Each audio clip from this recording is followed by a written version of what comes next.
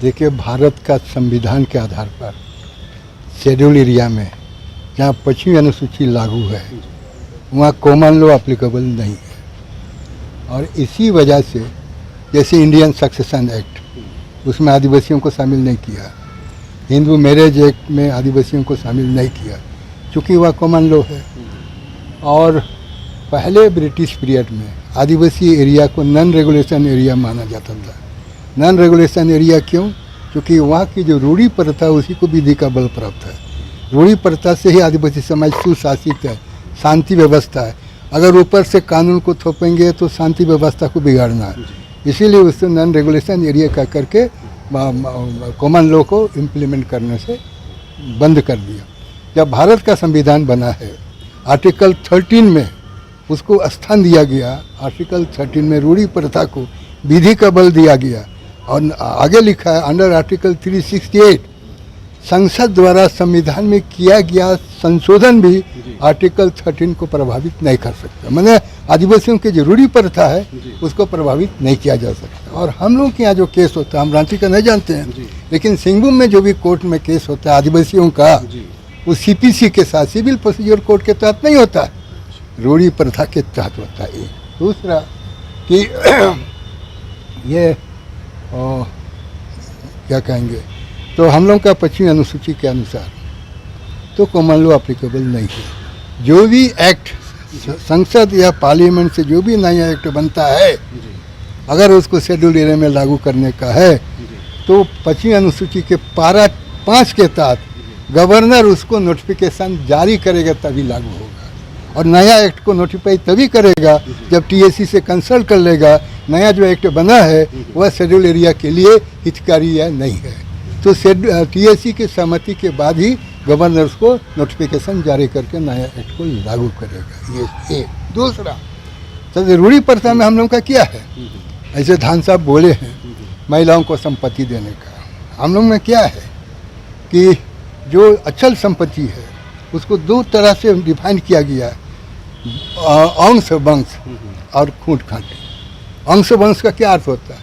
जिस अंश की जमीन है अचल संपत्ति, वह जमीन पीढ़ी दर पीढ़ी अंश के रूप में उसी वंश में ही रहेगा, दूसरे वंश में जा नहीं सकता है।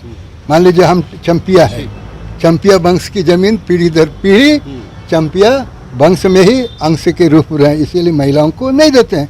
अगर महिलाओं को देते हैं अचल संपत्ति का, किसी दूसरे वंश में शादी कर लेता है, दूसरे में चला जाता है। एक, अगर महिलाओं को अचल संपत्ति में हिस्सेदारी देंगे जैसे और समाज में, वो बोलना नहीं चाहिए, शादी करते हैं दहेज के लोभ में कितना मर्डर कर रहे हैं। एक शादी कर लिया, उसे संतुष्ट नहीं हुआ, उसको मर्डर किया, फिर दूसरी शादी किया, दहेज उससे संतुष्ट नहीं हुआ, मर्डर किया। तो हम लोग के समाज में भी क्या ये मैंने विधि व्यवस्था को बिगाड़ने का चल चला जा रहा है, नंबर 1। नंबर 2 कि हम लोग में गोद प्रथा नहीं है। हम आदिवासी अपनी जात को इनहेरिट करते हैं। देखिए, जात को अपनाने का 4 तरीका है, by marriage, by adoption, by birth, by conversion. ये 4 में से हम लोग केवल एक हम लोग के साथ है, बाय बर्थ। बाय मैरिज किसी कास्ट को हम लोग नहीं अपना सकते हैं, बाय एडॉप्शन है ये नहीं है, कन्वर्सन में मतलब किसी जात को हम लोग अपना नहीं सकते हैं, बाय बर्थ ही हम लोग अपने जात को अपना सकते हैं। मतलब हम लोग अपनी जात को इनहेरिट करते हैं। इसीलिए अगर ये सब चीज़ गोद सिस्टम होगा तो हम लोग के समाज की जो रूढ़ी परंपरा है, रूढ़ी प्रथा है, वो ख़त्म हो जाए। एक आखिरी देखिए, ये आर्टिकल 44, ये तो directive principle of directive policy of state यह पॉलिसी है। ऐसे इसको तो मैंने क्या बोलेंगे, सरकार चाहे तो लागू कर सकता है, नहीं चाहे तो नहीं लागू कर सकता। तो कहने का मेरा मतलब, जब हम लोगों का आदिवासी सोसाइटी में कॉमन लॉ एप्लीकेबल नहीं है, अब UCC बनेगा तो कॉमन लॉ होगा। संविधान हम लोगों का कॉमन लॉ को इम्प्लीमेंट करने से मना किया है, तो क्या संविधान के खिलाफ UCC बना करके हम आदिवासियों का समाज को तोड़ने के लिए करेगा? इसीलिए हम लोग उसके खिलाफ हैं। धन्यवाद। देखिए, हम लोग आज जो है आदिवासी समन्वय समिति के बैनर पर जितने भी आदिवासी संगठन हैं और समुदाय हैं उसको हम लोग यहाँ आमंत्रित किए हैं। जी और जो हम लोगों का जो समझ है, एक तो हम लोग उसको सुझाव भी देंगे जी कि ये क्यों नहीं करना है जी, क्यों नहीं? है ना, हाँ, बिल्कुल। एक तो वो देंगे। और दूसरा कि हम लोग का जो समझ है कि हम लोग का जैसे जमीन का जो मामला है, जी हम लोग का जो है वो समुदाय बेस होता है, उसका गोत्र बेस होता है, वो जो है महिला का हम लोग जो है उसको हिस्सेदारी हम लोग नहीं देते हैं। वो स्वतः और उस ससुराल में 100% वो हिस्सेदारी बन जाती है।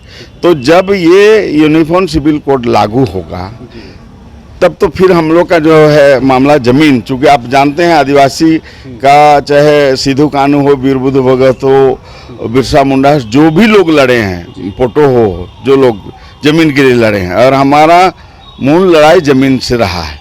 तो हमारा तो मेन जमीन का जो हमारा स्ट्रक्चर है वो ध्वस्त हो जाएगा। हम जो है जमीन है तो आदिवासी है, ऐसा हम लोग का मानना है। तो एक तो वो है। दूसरा जो हमारा जो शादी ब्याह का जो परंपरा है या उसका जो तलाक जिसको कहें, उसका जो हम लोग का अलग से ये है, सारा चीज़ हम लोग दूसरे से अलग है।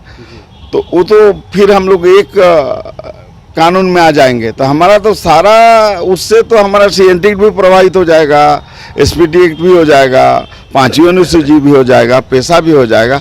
तो एक तरह से तो मैंने आदिवासी को इससे तो हमको बहुत नुकसान नज़र आ रहा है। इसलिए हम लोग इसका रोड पर भी हम लोग प्रखंड स्तर पर, जिला स्तर पर, राज्य स्तर पर, देश स्तर पर इसका विरोध करेंगे। ये अपना मानते हैं, ये कहीं ना आपकी जो आपकी आस्था है, जो विश्वास है, उस पर कुठाराघात है, उस पर चोट है ये? निश्चित रूप से जो मान लीजिए हमारा जो दर्शन है, जी तो उस दर्शन को ही खत्म करने का जो है प्रयास जो है चल रहा है। जो दूसरे विश्व में, दूसरे देशों में भी ऐसा हुआ है, जो वहाँ के मूल आदिवासी जो है आज खत्म हो गए।